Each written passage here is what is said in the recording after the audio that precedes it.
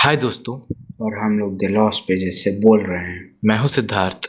और मैं हूं प्रसून। तो आज का हमारा टॉपिक है the unexplained theory of Mona Lisa. So let's begin.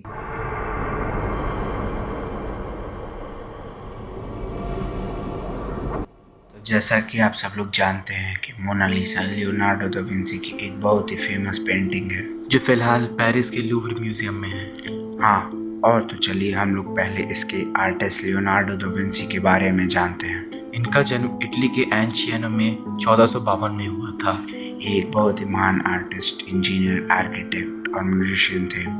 ये अपनी पेंटिंग के लिए आज भी बहुत जाने जाते हैं।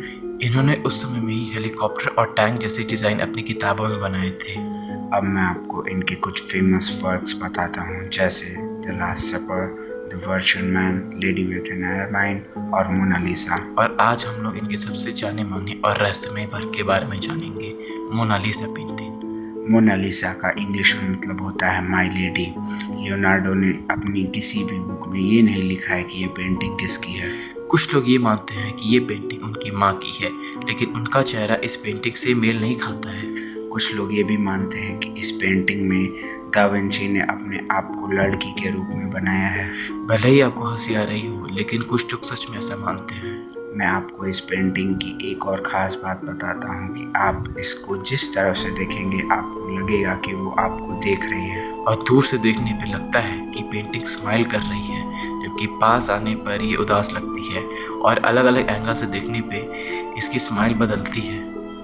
मोनालिसा की पेंटिंग पेपर पर नहीं बल्कि एक पॉपुलर वुड पर बनी है। इस पेंटिंग को 16 साल में पेंट किया गया था। दा विंसी ने ये पेंटिंग 1503 में शुरू की थी, मगर वो ये पेंटिंग ख़त्म नहीं कर पाए क्योंकि उनका देहांत 1519 में हो गया था। ये पेंटिंग नेपोलियन बोनापार्ट को बहुत पसंद आई, इसलिए उसने पेंटिंग को अपने बेडरूम में रखवा दिया। 1797 में ये पेंटिंग लूव्र म्यूजियम में पाई गई थी, लेकिन ये किसी को नहीं पता कि ये पेंटिंग वहाँ कैसे आई। 21 अगस्त 1911 में ये पेंटिंग म्यूजियम से चोरी हो गई थी और 10 साल बाद ये पेंटिंग फिर से मिल गई। मोनालिसा की पेंटिंग के लिए लूव्र म्यूजियम में एक खास तरह का कमरा बनवाया गया है, जहाँ पर मोनालिसा की पेंटिंग को एक बुलेट प्रूफ ग्लास में रखा गया है। और इस कमरे को बनवाने के लिए म्यूजियम ने 50 करोड़ रुपए तक का खर्चा किया है। कई लोग ये भी मानते हैं कि जब दा विंसी की दोस्त जियोकॉन्डो ने नया घर बनवाया तो उसकी खुशी में उसने लियोनार्डो से अपनी पत्नी की पेंटिंग बनवाने को बोला था। ये वही वक्त था जब दा विंसी मोनालिसा की पेंटिंग पर काम कर रहे थे, तो हो सकता है कि ये उनके दोस्त की पत्नी की पेंटिंग हो। लेकिन कई वैज्ञानिकों ने ये कहा कि लीजा जियोकॉन्डो यानी उनके दोस्त की पत्नी के हाव भाव मोनालिसा से मेल नहीं खाते हैं। इस पेंटिंग को जब स्पेक्ट्रल लाइट टेक्नोलॉजी से स्कैन किया गया तो जो रिजल्ट आया वो शायद आपको चौंका दे। इससे ये पता चला कि इस पेंटिंग को 3 लेयर में बनाया गया, जिसमें मोनालिसा की पेंटिंग के पीछे लीजा जियोकॉन्डो जैसी दिखने वाली औरत की पेंटिंग है।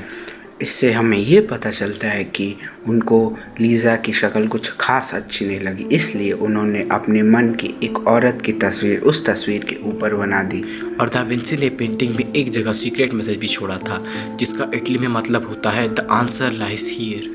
एक सीक्रेट कोड भी छुपा हुआ था मोनालिसा की आंखों में। हाँ, मोनालिसा की राइट वाली आंखों में माइक्रोस्कोपिक लेटर्स में LV लिखा हुआ है, जो कि इसके क्रिएटर लियोनार्डो दा विंसी का एक तरह से सिग्नेचर है।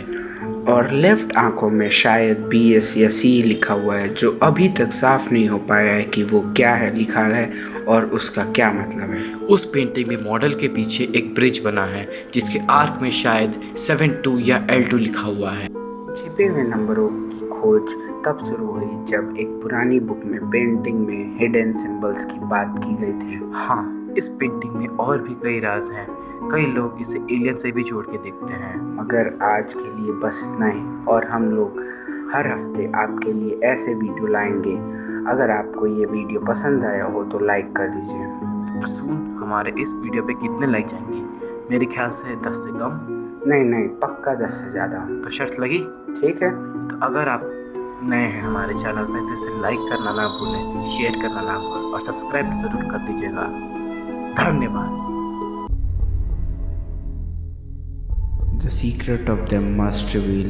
It's time for them to unveil.